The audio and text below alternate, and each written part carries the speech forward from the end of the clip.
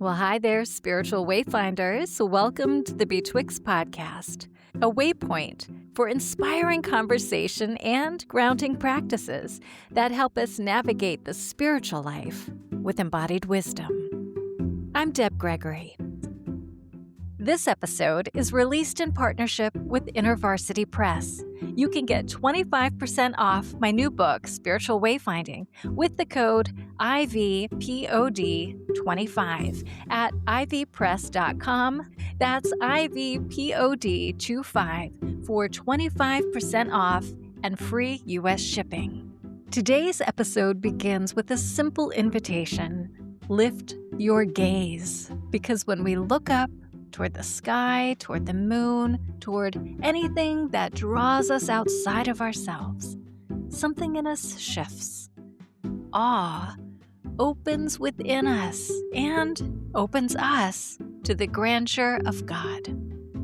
And there may be no better companion for that kind of opening than Brother Guy Consolmagno, S.J., former director of the Vatican Observatory and author of numerous books, including The Jesuit Guide to the Stars.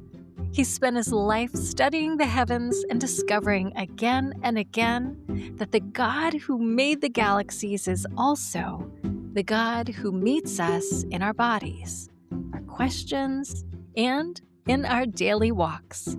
So wherever you are, come walk with us as we explore awe, stargazing, and the God who is infinitely vast beyond all measure and infinitely closer than our own breath. Brother Guy, I am so delighted that you can join us. It's a delight to be here. This is a very great place for me to be. Thank you. I'm excited and also a little nervous to talk about the stars, the universe, because I have mixed experiences with my internal state when I think about the vastness of the universe. But to begin, I always like to give my guests an opportunity to come with some kind of embodied practice that you can share with us. What do you have for us? Well, I am certainly one who prays while I walk. You probably know the old joke about the Jesuit and the Franciscan. And the Jesuit, in the middle of a retreat, pulls out a big cigar, and the Franciscan says, "You shouldn't smoke while you pray." And the Jesuit goes, "Yes, but I can pray while I smoke." Brilliant. So that really resonates to me. And especially when I'm in our headquarters in Castel Gandolfo, we are located in the Papal Summer Gardens. So it's about 2 kilometers long, half a kilometer wide, on the lip of a volcano. In one direction, you can see Lake Albano, in the other direction, down to the Mediterranean. Wow, this is in Italy. In Italy, it is stunning. And my gosh, how can you not be filled with awe? And even when I'm in Tucson, I try to get a good long walk in every morning. Sometimes it'll be before sunrise if it's the summertime, because that's the only time, when it's cool enough to go outside. And I've really gotten into the habit of doing that kind of walk. So a few weeks ago, I was visiting my brother in northern Michigan, and it's the dead of winter. There's not a whole lot of places to go walking. I begged him, "Can you take me up to a favorite spot called Presqu'Île?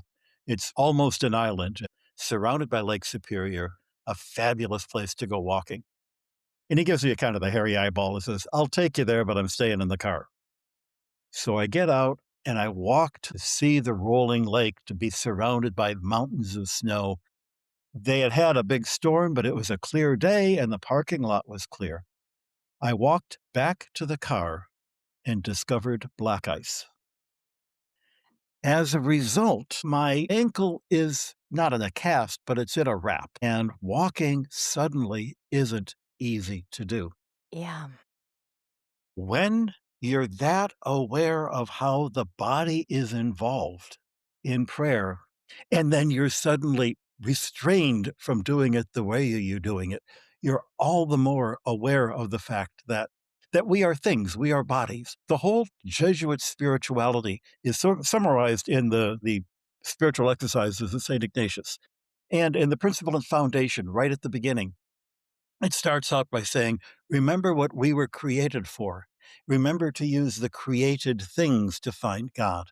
It's all about creation. It's all about things. We are not encapsulated, apprentice angels, the way that Pelkington once referred to it.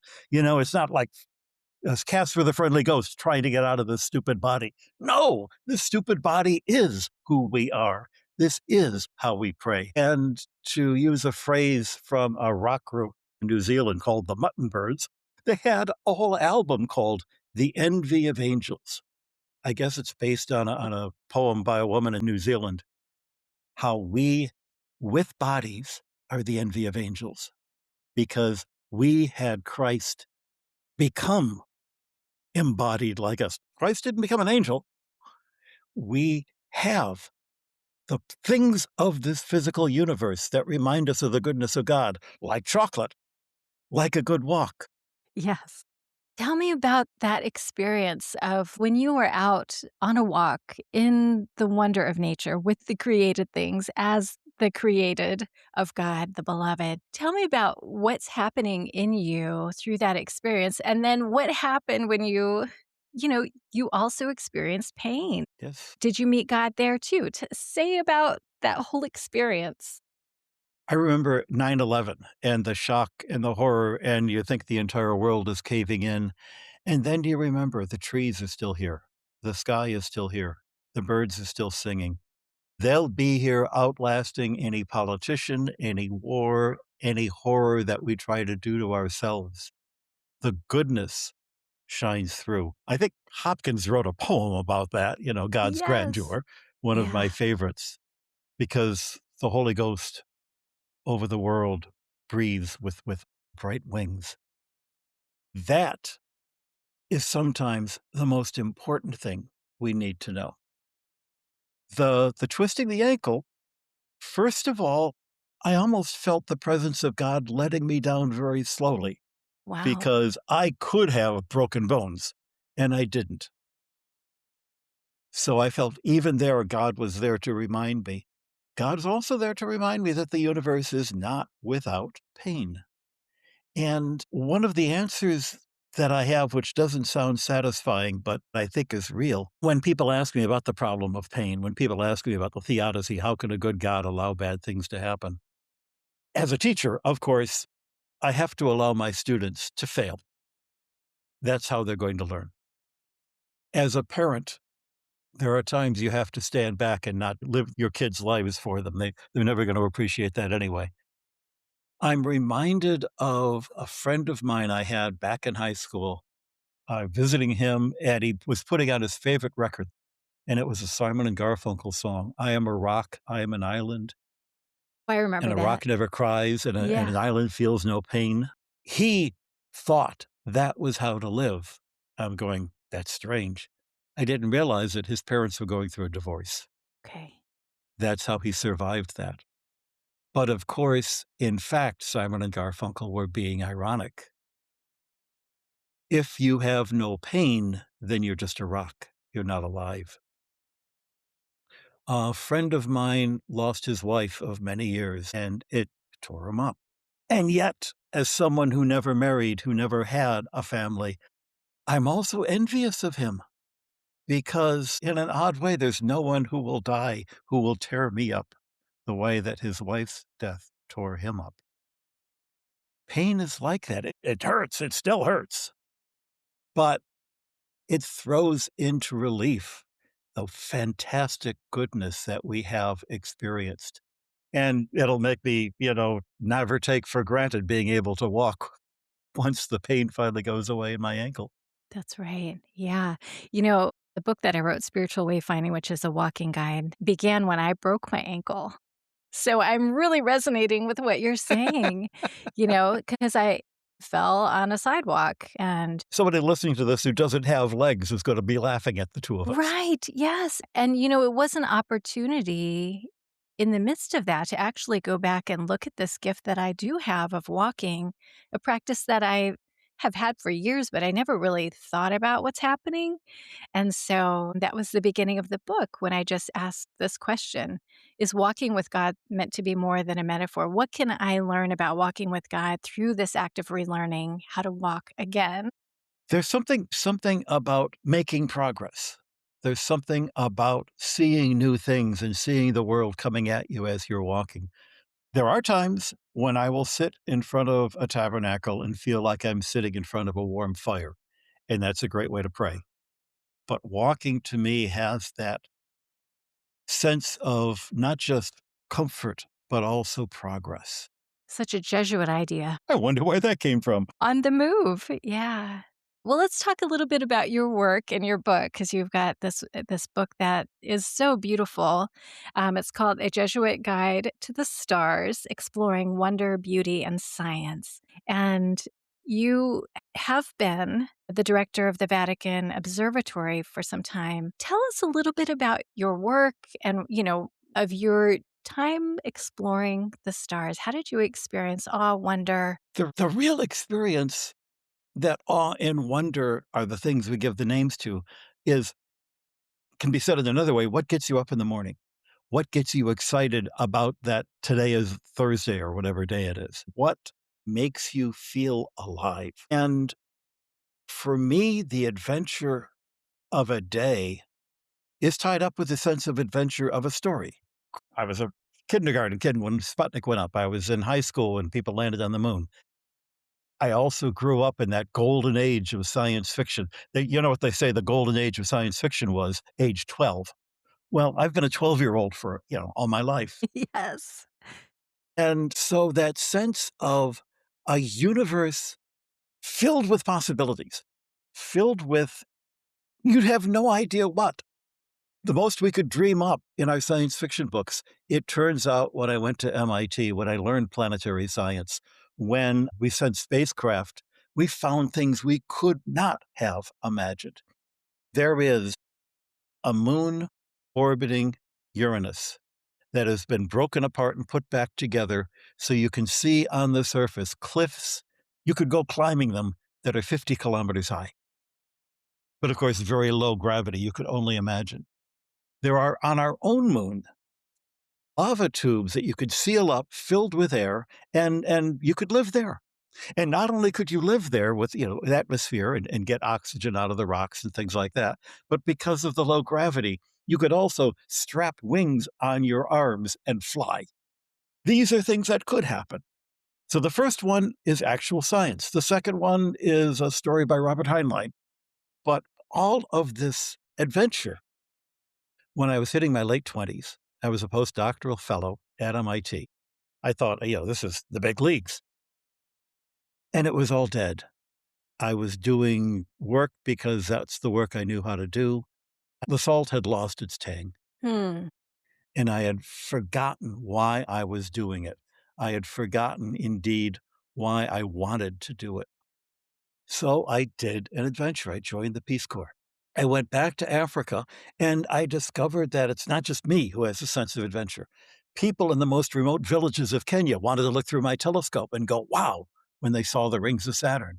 They Wow. wanted to hear, what's NASA doing? What did we learn when we went to the moon? And that reinvigorated me. So I thought, okay, teaching, that's where the tang is.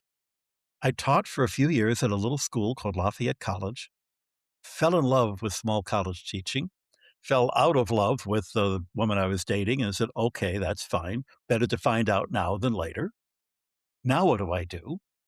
And I had gone to the Jesuit high school. I'd been Catholic and practicing all my life. I knew the Jesuits had these universities. I thought if I joined the Jesuits, well, this is an easy way to get a teaching job at a small college. Little did I know that the Jesuits have this vow of obedience. Mm.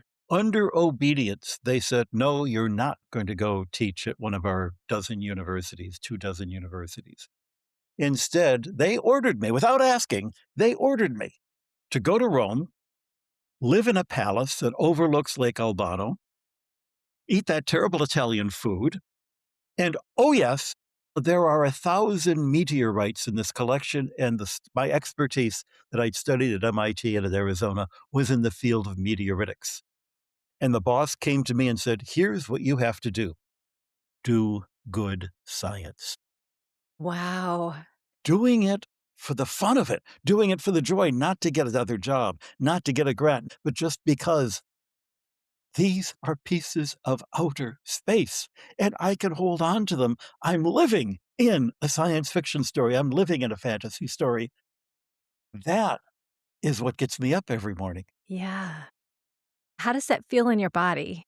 It's like anticipating a hot fudge sundae, except it's more satisfying because when you're finished with the sundae, it was never quite as good as you expected. But digging deep into the science, it's more like preparing the hot fudge sundae. There's all the work that you have to go through to put the pieces together. And in the preparation, in some ways, is more fun than the eating.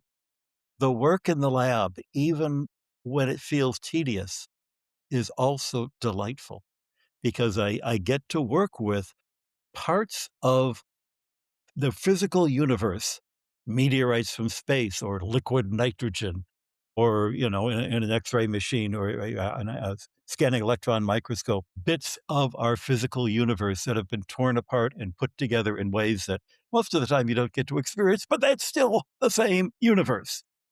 Yeah. And just being able to play not only with the toys in my lab, not only with the meteorites, but also to play with the ideas.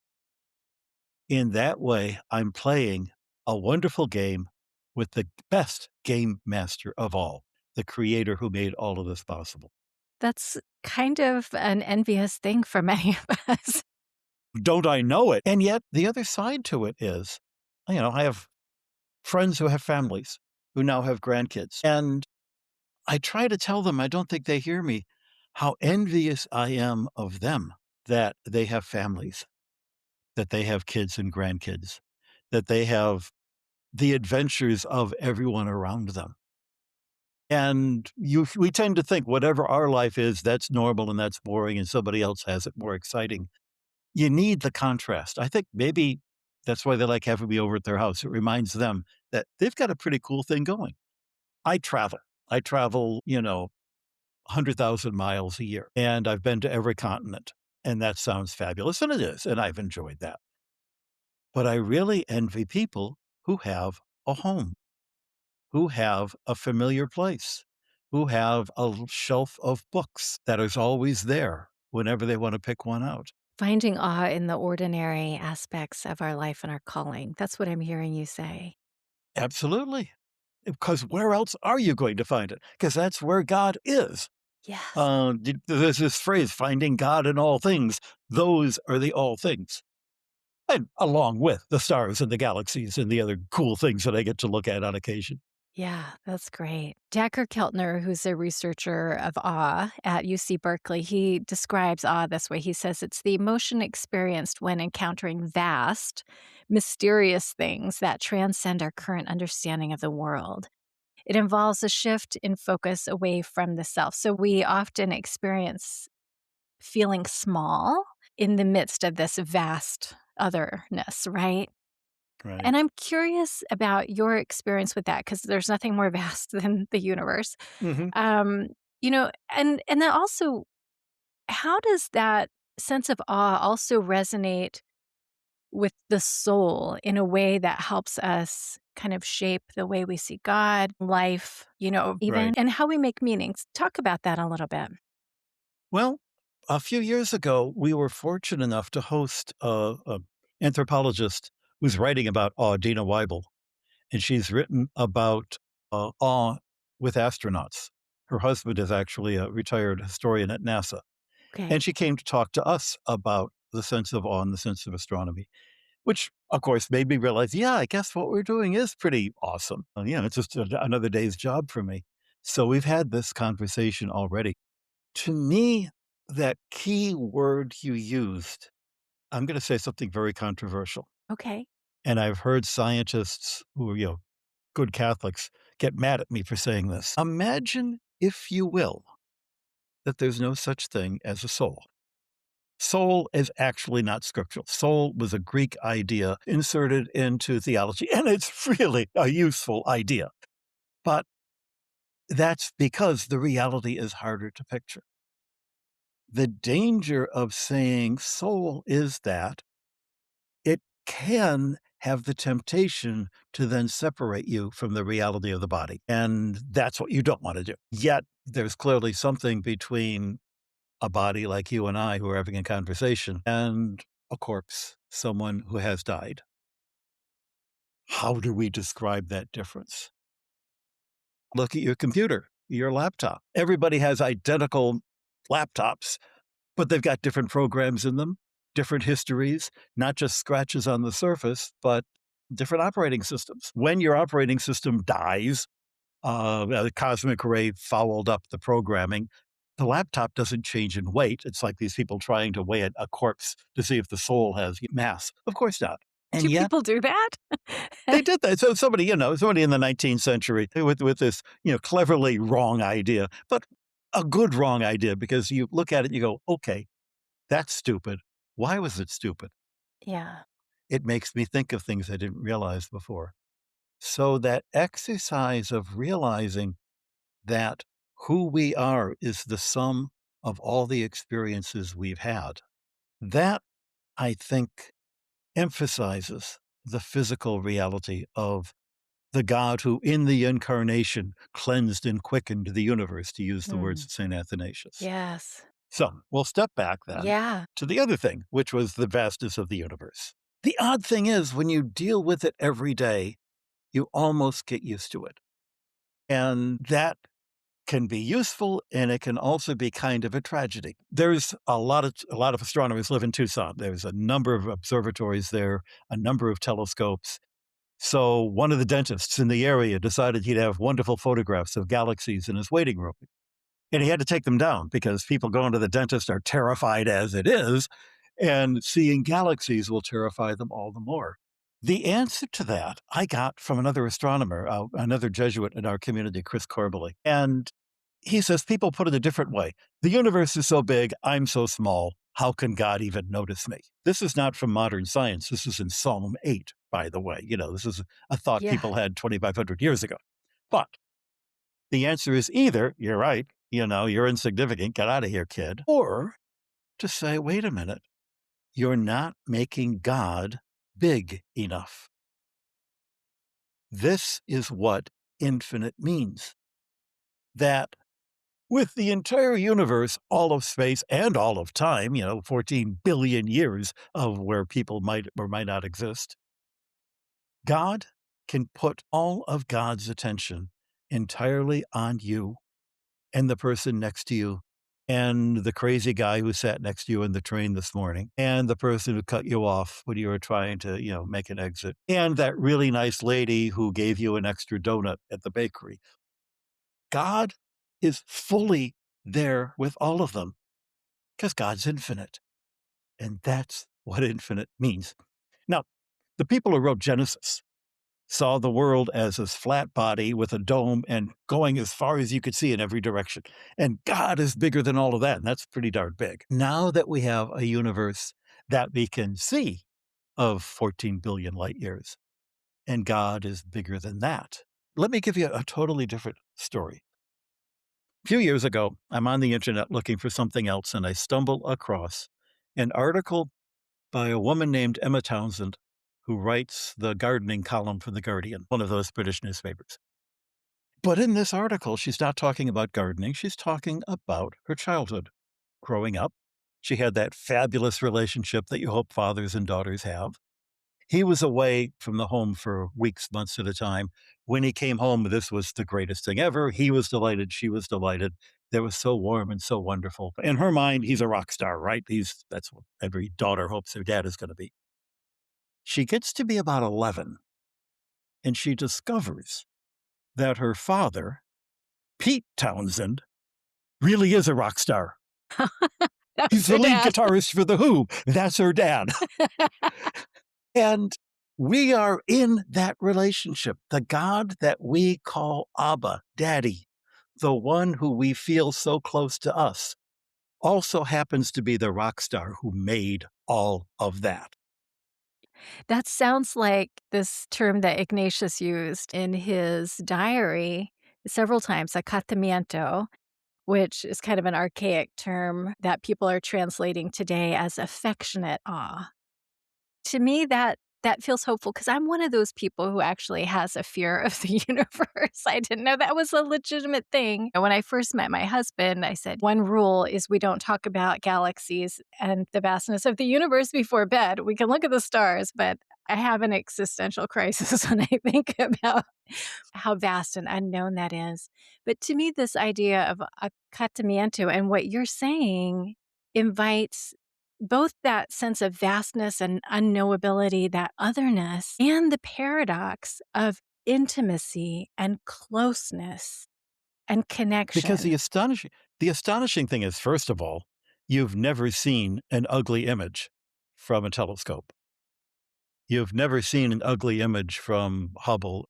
Even the amateurs now who can do incredible things. At the Vatican Observatory, we sell a calendar every year with images made by amateurs, and they knock your socks off. Yeah, The universe is full of beauty. We also have the kinds of brains that are able, to whatever limited extent, to understand what we're looking at. And the science behind it is beautiful. And when you've got 5 different ways that maybe will explain something you're looking at, and you go to one of them or another, you say, well, let me try the one that looks the most elegant. That's probably going to get me closest to the truth. And usually it works. And if it doesn't, it's because your sense of elegance is off. that's That means great. that you're not afraid of it because underlying that vastness, as big as the universe, that's how big God's love is. Mm, And yes, having that much love can be scary yeah. because you know you can never return it, Yeah. And if you don't have that sense of worthiness or you feel so unworthy, it can almost feel crushing. right? But then if love is a trade-off of worth, then you're in the wrong business. Right. Yeah. Do you have any other thoughts about that sense of acatamiento as a Jesuit? It's it's the sort of thing that you live with. Okay. Here's a funny thing that's happened recently. In the last couple of weeks, I've been to a dozen different universities. And nowadays, for whatever reasons, kids are really flocking to church. One of those things that I never thought would happen in my lifetime. And then look at these, young kids, and they're kneeling to get communion. And I go, no, no, no, no, you don't do that. That was pounded into me during Vatican II. You don't do that. That's the wrong. Well, maybe I'm wrong to say it's wrong.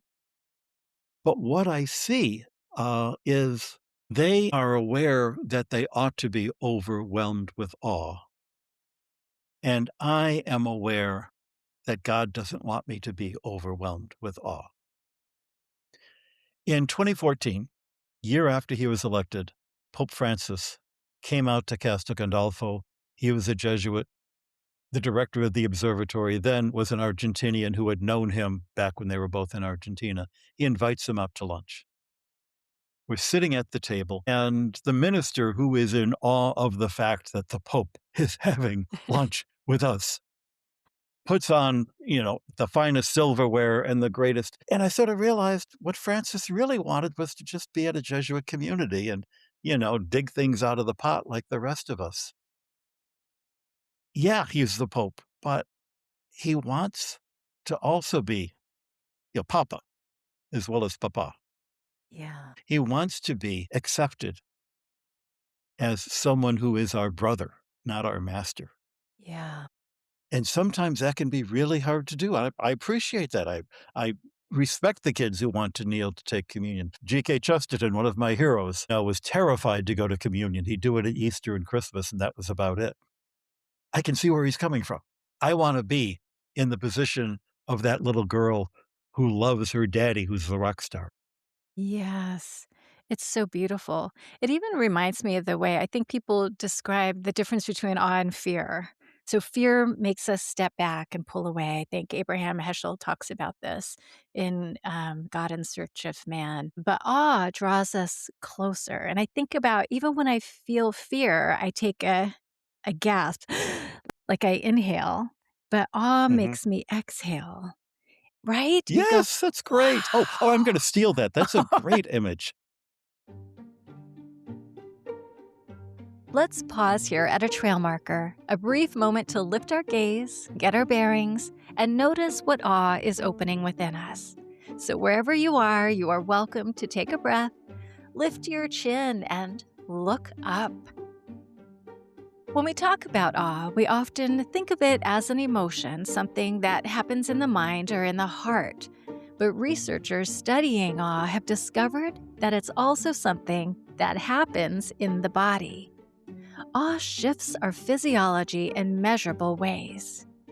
When we encounter something vast or mysterious, whether it's the night sky, or the stunning beauty of a wildflower, or even a story that opens us, our bodies respond. Inflammation markers drop, stress hormones settle, and even our nervous system moves from a posture of vigilance to openness. And that part of the brain that loops on self-concern tends to quiet down. We become more receptive, more connected, and more generous. By tilting the head back and gazing upward toward the sky, the neck lengthens and the chest opens. This posture tells the brain that we're safe. Our bodies are wired to move toward awe long before the mind can even name it. And although awe does make us feel small, it's not in a diminishing way. It's a kind of smallness that expands us, reminding us that we belong to something larger, something charged with meaning. For Ignatius, awe inspires us to find God in all things and helps us to find our place inside a story so much bigger and so much more intimate than we can imagine. So there is this, even in our bodies, a different response. And I feel like awe brings us into that paradox of Yes. otherness and intimacy, of transcendence and immanence. And we have the words in our language that have switched: awesome, awful. Things that are awful shouldn't be things that repel you, but things that make you gasp and yet want to approach. And yet want to approach. That's beautiful. And there's something about standing in that paradoxical place that I think offers some transformation and growth and Yeah. openness. It puts everything into a perspective so that the worries of the day, and every day has had worries, and the concerns from life to death, which will never go away. We lost paradise. That's not what this universe is about. But it reminds us that they're set in a bigger matrix of goodness, of love, of beauty that we are aspiring to, that we are invited to, and which, frankly, we're not in a position to even understand. Hence the awe. Yeah. Did you experience that when you went on the Peace Corps? And usually in Peace Corps, you're there to serve and do work of justice and mercy. And yet it seemed like you ended up with the telescope again with people around you. What did you And learn that from was that? just, well, that was justice and mercy because I was feeding people who were starving. It just wasn't bread because we don't live by bread alone. I'd read that someplace.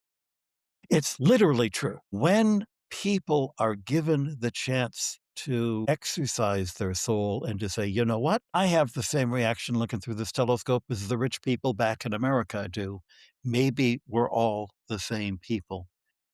All of this is essential for people to figure out who they are and how they fit in and why they're more than just a well-fed cow. One thing about working with the poor, which I've done and I'm not particularly good at, but that doesn't stop me from trying to do it. But the goal when you're working with the poor is not to make them rich. Then they're part of the problem. What is the goal? The goal is so that they can have the luxury to kick off one day out of the week and not worry about where am I going to get food? How am I going to pay for the house? But instead, they have the time to play music, to dance, to cook, to look at the stars. This is the genius of the 7 days of Genesis 1. In the Genesis story, what's the best and most wonderful thing that's created? What is it all aiming to? It's not human beings, that's only the sixth day. It's the seventh day, it's the Sabbath, it's the weekend.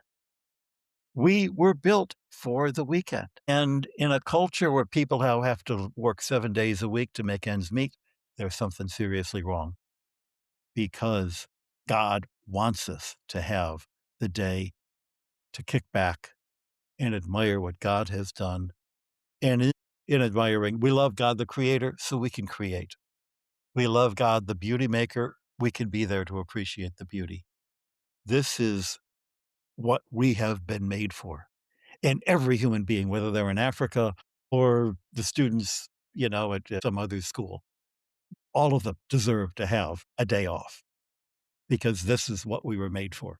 I love that connection back to space just to be in awe and to find meaning and find our place within all of it. And I like your book. People might pick it up and think it's gonna be science-y, and it's full of science, but it's really a beautiful book.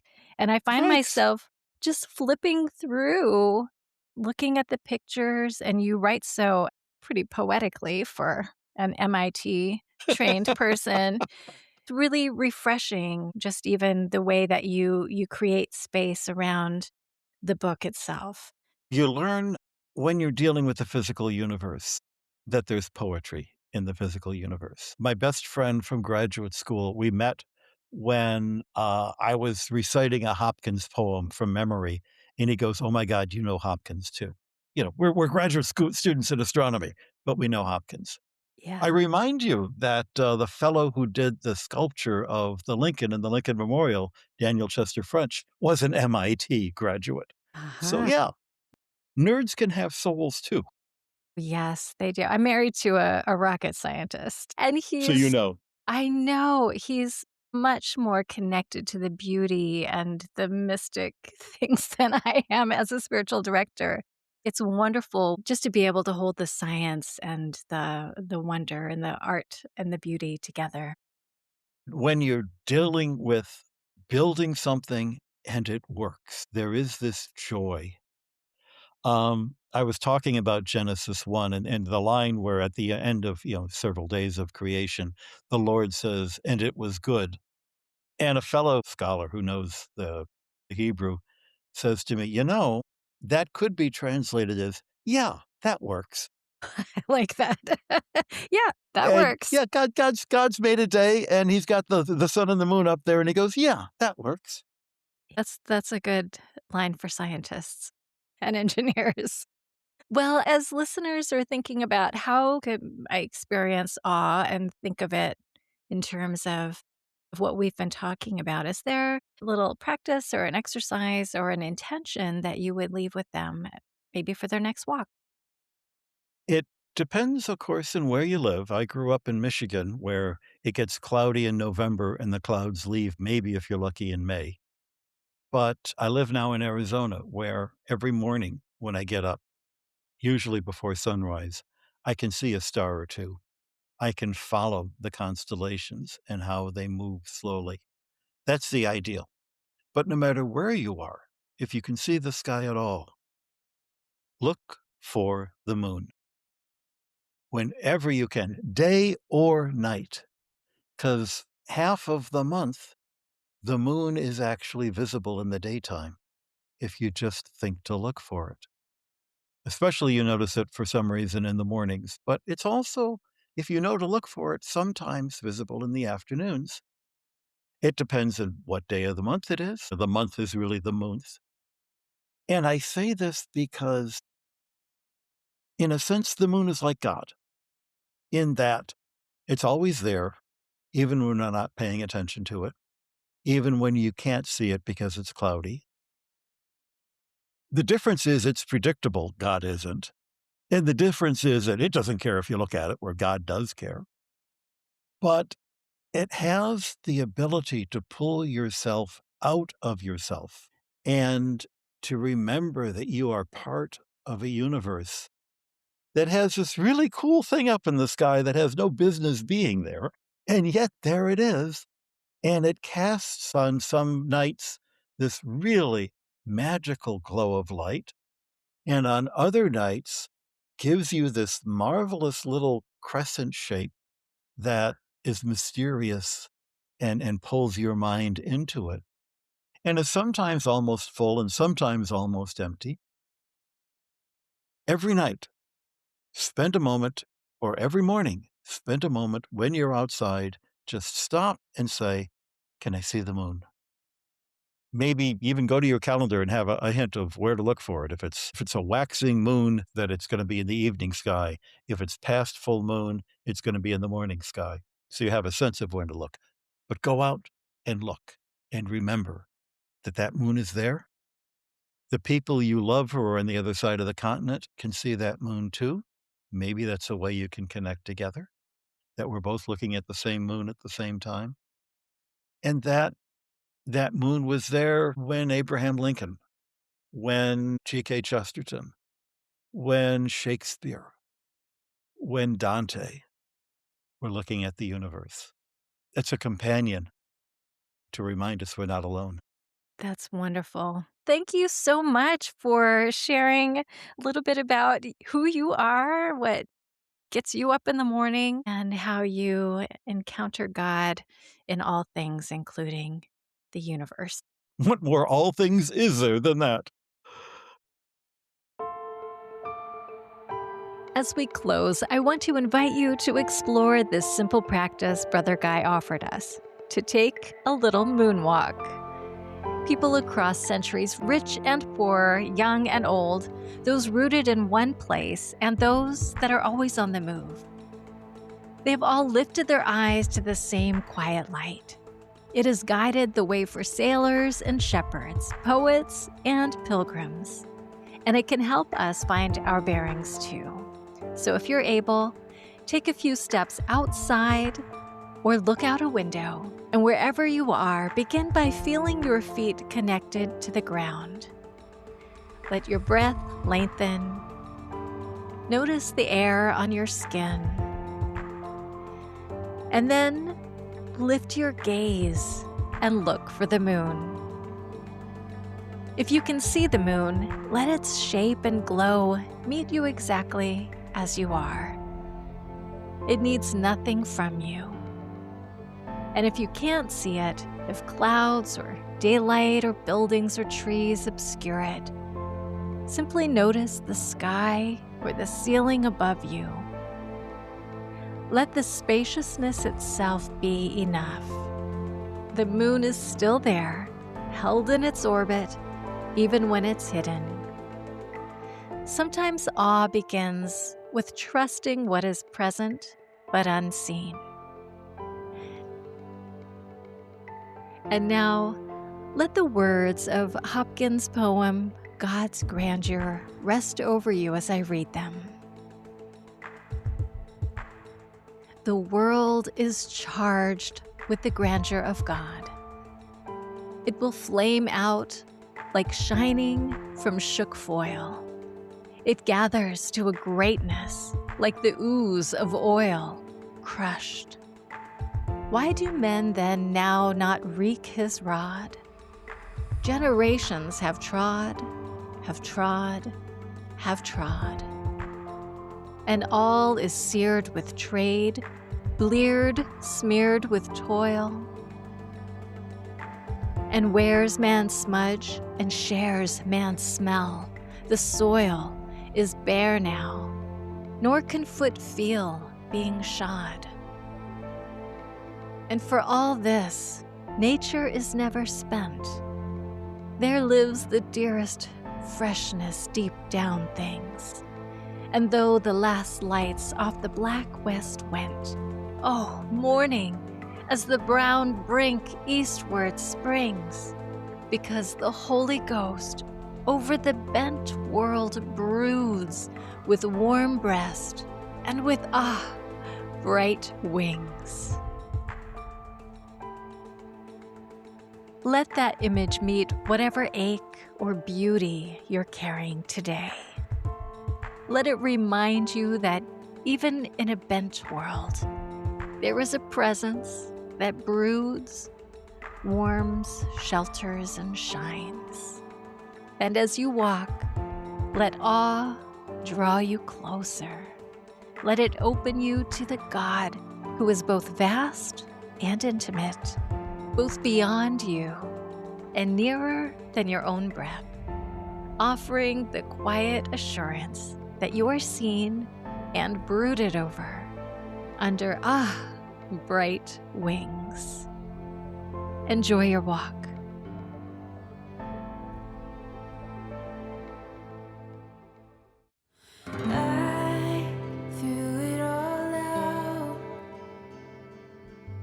Thanks for listening to this episode of the Betwixt podcast. It has been a real pleasure to produce this podcast for you. Catch you next time.